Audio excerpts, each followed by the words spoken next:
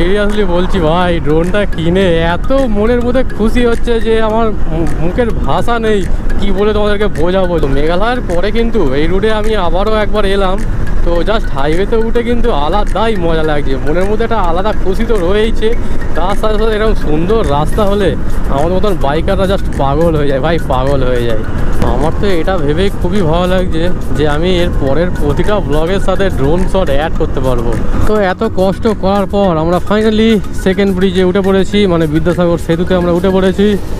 আর উপরে লেখা রয়েছে ওয়েলকাম।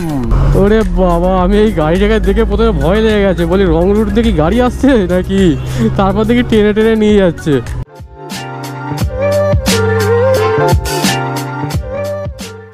এর আগের পর্বে তোমরা দেখেছিলে আমরা ড্রোন কেনার জন্য রানাঘাটে এসে পৌঁছেছিলাম, আর রানাঘাটে কিন্তু আমরা এই ড্রোনটা নিয়েছি DJI Mini 2 AC। তো এই ড্রোনটাকে নিয়ে এবারে বাড়ি ফেরার পালা। আজকের ভিডিওটার সাথে জাস্ট জুড়ে থেকো। ভিডিওটা যদি ভালো লাগে তো লাইক করো, কমেন্ট করো, চ্যানেলটাকে অবশ্যই সাবস্ক্রাইব করে দিও এবং বন্ধুবান্ধব ফ্যামিলি মেম্বারদের সাথে বেশি বেশি করে শেয়ার করো। তো টাইম হচ্ছে এখন 7:40 আর আমরা ফাইনালি এখান থেকে বেরোচ্ছি এবারে। বাবা, ঠান্ডায় ব্যাটারি পুরো ডাউন হয়ে আছে।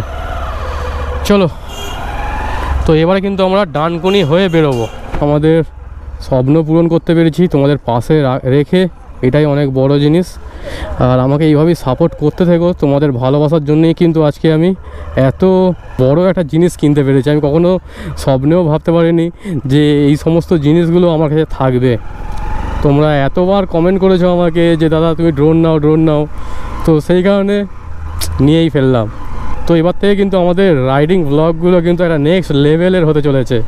আর যেই দাদাটার থেকে কিনলাম, দাদাটার ব্যবহার সত্যি খুবই ভালো। অনেকক্ষণ ধরে আমি কিছু জানতামই না, আমাকে দেখালো কোনটায় কি হয় না হয়, কীভাবে ওড়াতে হয়। তো এই সমস্ত জিনিসগুলো ছোটো ছোটো জিনিস, কিন্তু এইগুলোই অনেক বড় হয়ে যায়। এবারে আমাদের শুধু বাড়ি ফিরতে হবে। এখন অলরেডি 7:42, তো এখনও বহু রাস্তা কিন্তু আমাদের আজকে কভার করতে হবে। আজকে যেতে অনেকটাই রাত হবে। ভিডিওটার সাথে জাস্ট জুড়ে থেকো। সিরিয়াসলি বলছি ভাই, ড্রোনটা কিনে এত মনের মধ্যে খুশি হচ্ছে যে আমার মুখের ভাষা নেই কি বলে তোমাদেরকে বোঝাবো। জাস্ট ও, শুধু এই জন্যই বলে যে পয়সা ইনকাম করলেই হয় না, পয়সাকে ঠিকঠাক জায়গাতে খরচা করাও কিন্তু দরকার। তো আমি হচ্ছে আসল মনের শান্তি তোমরা পাবে। তো আজকে ফাইনালি আমি প্রথমবার লাইফের ড্রোন নিজের হাতে ওড়ালাম, আর তার যে আনন্দটা না তোমাদেরকে জাস্ট বলে বোঝাতে পারবো না।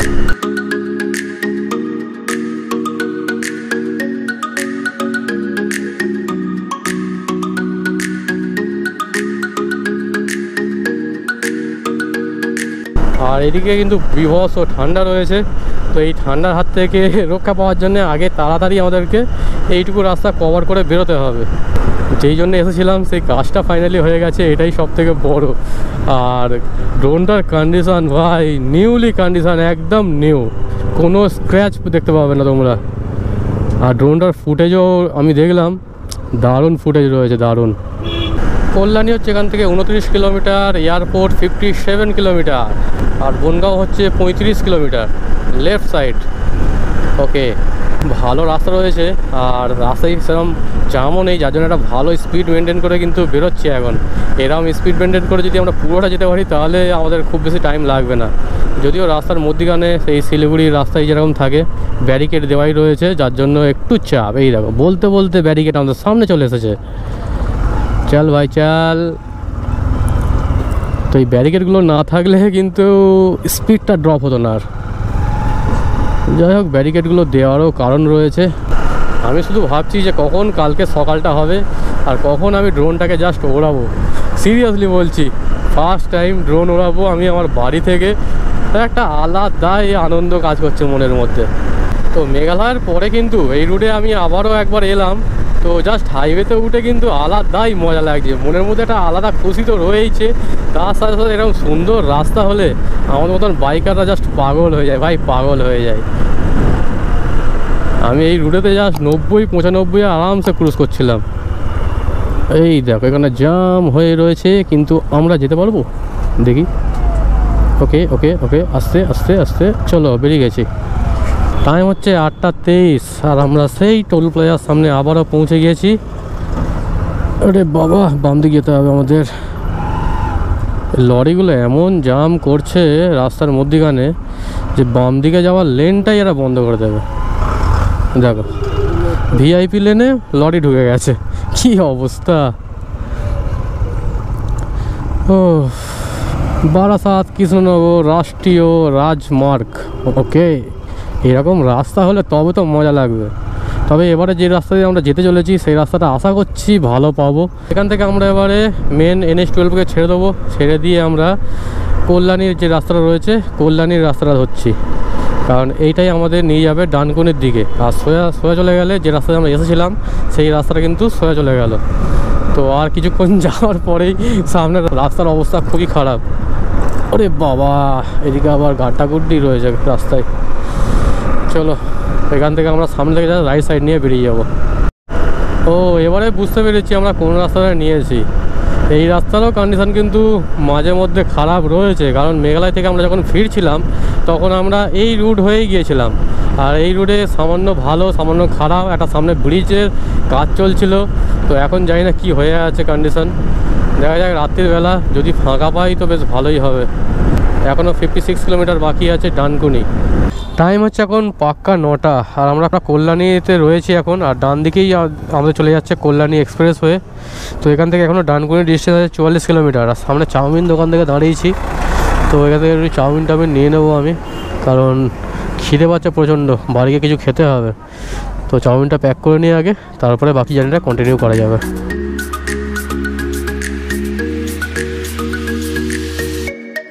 তো টাইম হচ্ছে এখন 9:18, আর আমি ভেবেছিলাম যে চাউমিনটাকে প্যাক করে নিয়ে নেবো, যেহেতু বাড়ি ঢুকতে অনেক রাত হয়ে যাবে, সেই কারণে আমরা এখানে বসে খেয়েই নিলাম। তো আমাদের যিশু ভাই রোল খেয়েছে আর আমি চাউমিন। তো চাউমিন টাউমিন খাওয়া কমপ্লিট করে এবারে আমরা বেরোচ্ছি। আর এই হয়ে এসে গেছি আমরা কল্যাণী এক্সপ্রেস ওয়ে। এখান থেকে আমরা রাইট সাইডে নেবো, সিগন্যাল আছে। এই জায়গাটা দেখে কারো কিছু মনে পড়ছে কি? মেঘালয় থেকে যখন আমরা ফিরছিলাম তখনও রাস্তা এরকমই ছিল, আর এখনও রাস্তা কিন্তু এইরকমই রয়েছে। আর এদিকে ফ্লাইওভারের কাজটা এখনও পর্যন্ত শেষ হয়নি, কাজ চলেই চলেছে, কবে শেষ হবে তার কোনো ঠিকও নেই। এখান থেকে ডানকুনির ডিস্টেন্স আছে 40 কিলোমিটার। ওয়াও, এই ব্রিজটা কিন্তু দেখতে দারুণ লাগছে, তৈরি হওয়ার সময় জাস্ট লাইটগুলো দেওয়া রয়েছে, অসম্ভব সুন্দর লাগছে রাত্রিবেলা। দিনের বেলা দেখেছিলাম একরকম, আর এখন সম্পূর্ণ অন্যরকম। তো এখন তবু রাস্তায় জামটা নেই, দিনের বেলা কিন্তু প্রচণ্ড জাম হয় এইসব রোডগুলোতে।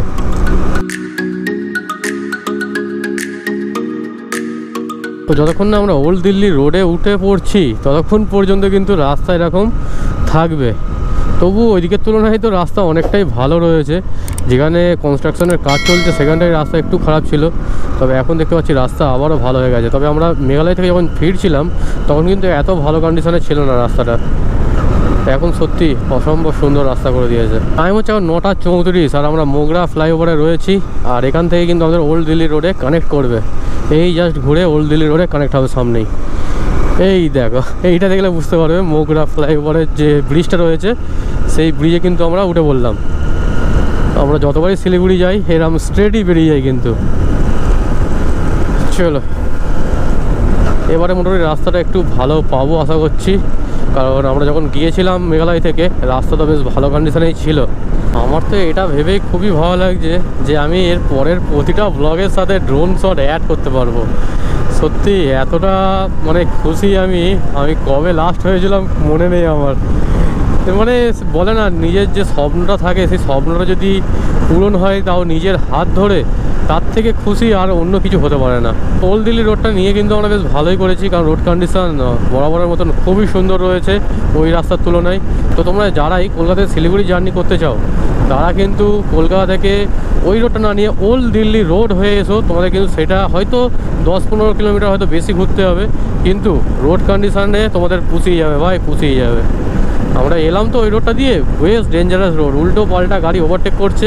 তো এখান থেকে কলকাতা ডিস্টেন্স আছে 35 কিলোমিটার, ডানকুনি আর মাত্র 14 কিলোমিটার, শ্রীরামপুর 4 কিলোমিটার বাকি আছে।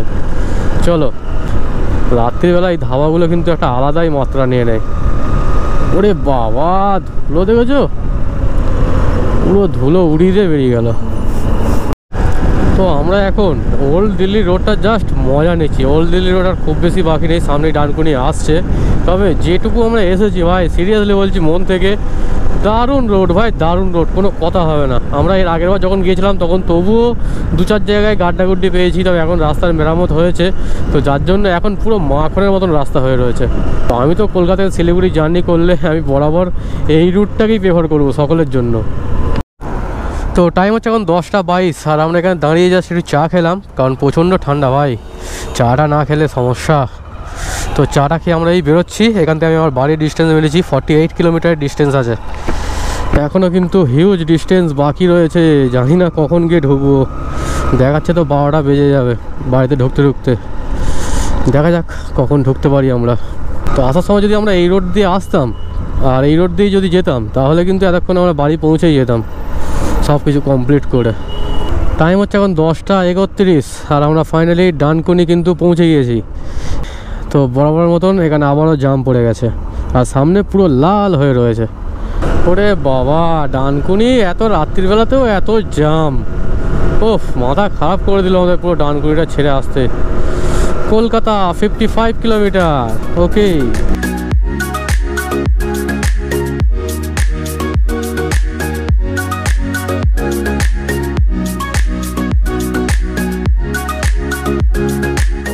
তো প্রতিবারের মতন কলকাতা ঢুকতে গেলে কিন্তু আমাদের দম বন্ধ হয়ে যায়, আর সেই জিনিসটা এত রাত্রিবেলাও হচ্ছে।